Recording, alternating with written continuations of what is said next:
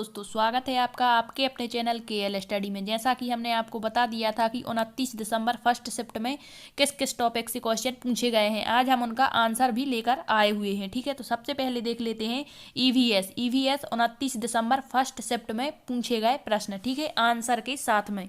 तो सबसे पहले क्वेश्चन आया हुआ है, अबू धाबी में कौन सी मुद्रा प्रचलित है या कौन सी मुद्रा चलती है। ठीक है, तो ये हमारा एनसीईआरटी में दिया गया है, इस कारण से पूछा गया है। तो इसका सही आंसर जो हो जाएगा दिरहम। ठीक है, अब वहाँ पर ऑप्शन दिए गए होंगे, ठीक है, दिनार होगा, दिरहम, इस तरह से। तो इसका करेक्ट आंसर है दिरहम।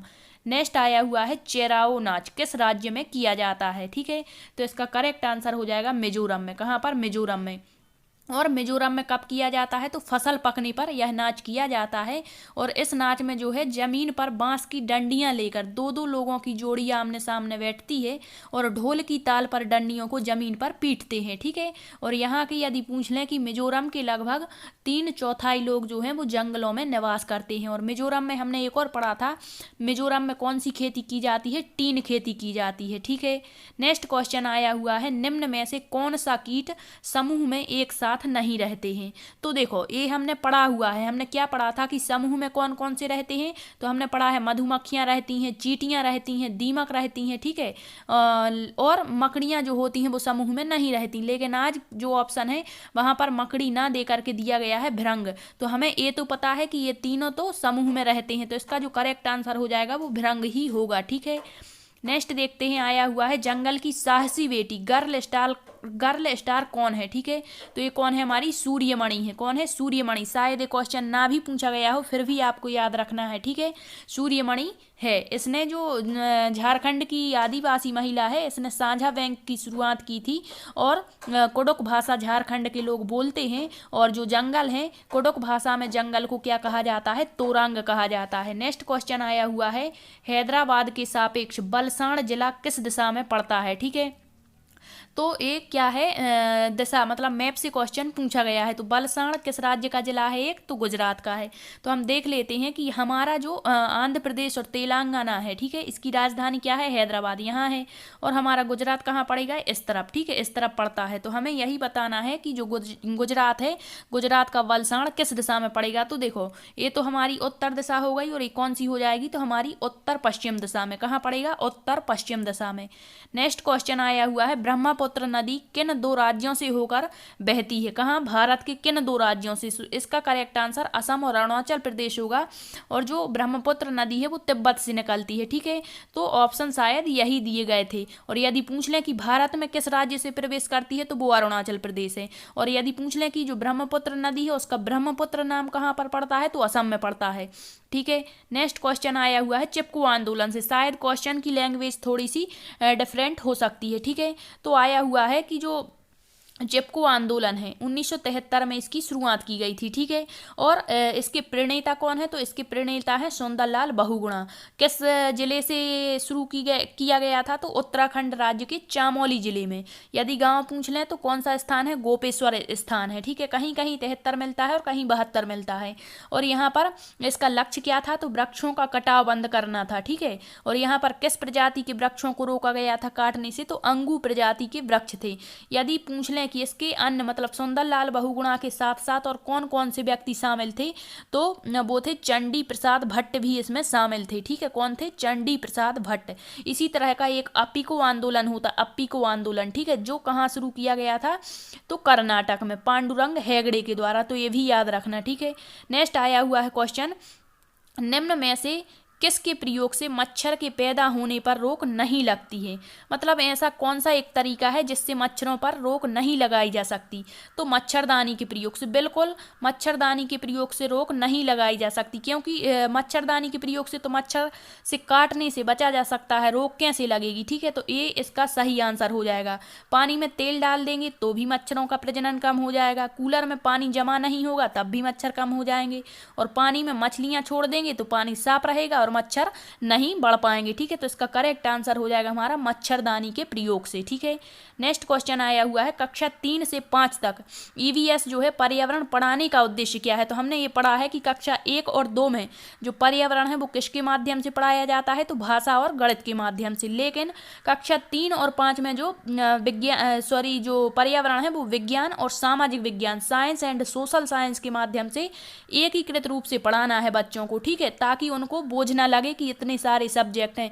शिक्षा बिना बोझ के, ये भी हमारे 2005 एनसीएफ में कहा गया है। लेकिन जो एकीकृत पाठ्यक्रम की बात की गई थी, मतलब समग्र रूप से पढ़ाया जाए, जैसे कक्षा 1 और 2 में किसके माध्यम से पढ़ा रहा है, भाषा गणित के, तो 2 विषय वो कवर हो गए और पर्यावरण हो जाएगा। इसी तरह से कक्षा 3 और 5 में विज्ञान और सामाजिक विज्ञान को पढ़ाने के लिए ये मतलब अलग विषय के रूप में नहीं पढ़ाना, बल्कि पर्यावरण के साथ एकीकृत करके पढ़ाना है। अब जो आपके जो ऑप्शन आए होंगे वो थोड़े से अलग भी हो सकते हैं, लेकिन इसका उद्देश्य यही है। ठीक है, नेक्स्ट शायद एक क्वेश्चन पूछा गया है। ठीक है, आयरन की प्रचुरता युक्त भोज्य पदार्थ कौन से होते हैं, तो वो होता है पालक, आंवला और गुड़ होता है। ठीक है, पालक जो हरी सब्जियां हो जाती हैं। ठीक है, और ना भी पूछा गया हो तो इसे याद रखें। कुछ बच्चे क्या बोलते हैं कि यदि 1-2 क्वेश्चन मतलब इससे संबंधित डाल देते हैं तो आपने गलत बता दिया, ये बता दिया। ठीक है, तो थोड़ा सा आप समझ सकते हैं कि किसी को बिल्कुल सेम टू सेम जो क्वेश्चन है वो याद नहीं रह सकता। ठीक है, तो लैंग्वेज भी इधर उधर हो सकती है। और शायद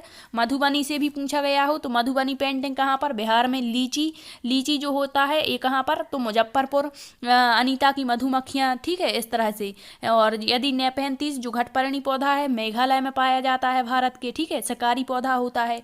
सर्प के बारे में पूछा गया हो, तो सर्प 4 प्रकार के हमारे भारत में जहरीले सर्प पाए जाते हैं।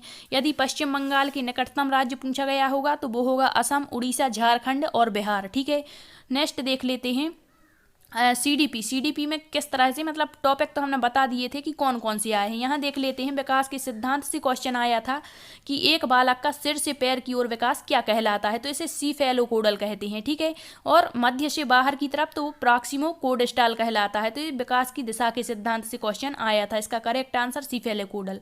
वाइगॉत्स्की जेडपीडी। ठीक है, निकटस्थ विकास का क्षेत्र, बच्चे को बीच में दी जाने वाली स्थायी सहायता। जबकि जो वो पाड़ होता है जिसे इसके फोल्डिंग कहते हैं, बच्चे को शुरुआत में दी जाने वाली अस्थायी सहायता होती है। जीन पियाजे से पूछा गया है क्वेश्चन, बालक जो है वो प्रतीकात्मक खेल किस अवस्था में खेलता है जीन पियाजे के अनुसार, तो इनकी जो प्रतीकात्मक खेल होते हैं पूर्व संक्रियात्मक अवस्था में खेलता है। जबकि तार्किक चिंतन की शुरुआत कब हो जाती है बालक में, मूर्त संक्रियात्मक तीसरी स्टेज में हो जाती है। ठीक है, नेक्स्ट क्वेश्चन मतलब इसमें कोहल वर्ग से आया हुआ है, इनकी 3 अवस्थाओं से ADHD आया है। एलएडी जो एलएडी है ये किससे संबंधित है, हमारे भाषा विकास का सिद्धांत नॉम चॉम्स्की से। कोठारी आयोग NEP से क्वेश्चन पूछे गए, बाल केंद्रित शिक्षा, समावेशी, प्रकृति एवं पोषण यानी वंशानुक्रम और वातावरण हार्वर्ड गार्डनर की बहुबुद्धि सिद्धांत से पूछे गए हैं। ठीक है, नेक्स्ट आया है मैथ के 2-3 क्वेश्चन हम आपको बता दे रहे हैं कि मतलब किस तरह से क्वेश्चन पूछे गए। तो गणित की प्रकृति नहीं होती है, किस तरह की नहीं होती, तो तार्किक होती है, बिल्कुल अमूर्त भी होती है और क्रमबद्ध या श्रेणीबद्ध भी होती है, लेकिन आत्म केंद्रित नहीं होती। ठीक है, ईगो सेंट्रिज्म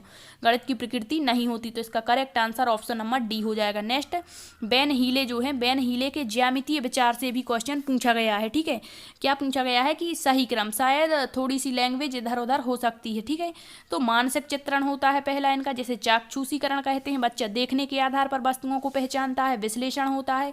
ठीक है, थोड़ा सा गुण इसके बताने लगता है। अनौपचारिक होता है।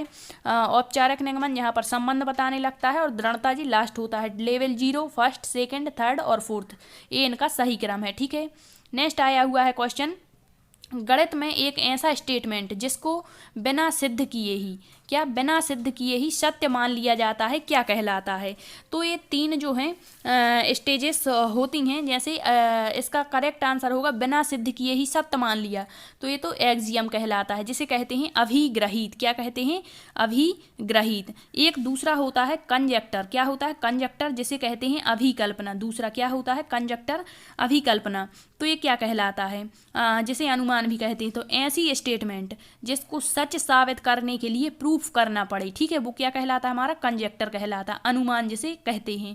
और तीसरा होता है प्रमेय। क्या होता है, प्रमेय। प्रमेय को क्या कहेंगे, थ्योरम कहते हैं।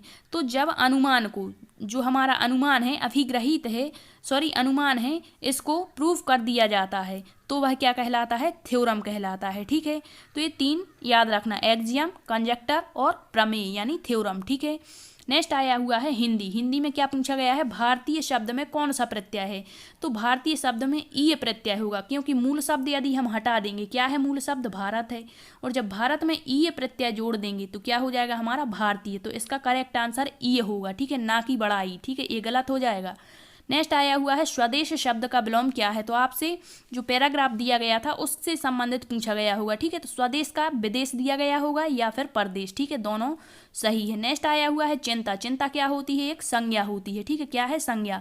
और पूछा गया होगा कि इस शब्द का विशेषण क्या होगा। तो अब आपके ऑप्शन में तो मतलब 3 जो दिए गए होंगे वो गलत होंगे और एक सही होगा। अब सही तो ये तीनों है। ठीक है, जैसे चिंतनीय भी हो सकता है, चिंतित और चिंत्य। अब इनमें से आपको कोई एक ऑप्शन दिया गया होगा जो सही था और 3 गलत दिए गए होंगे। ठीक है, तो चिंता शब्द का विशेषण चिंतनीय, चिंतित या चिंत्य होगा। ठीक है, तो ये हुए हिंदी के।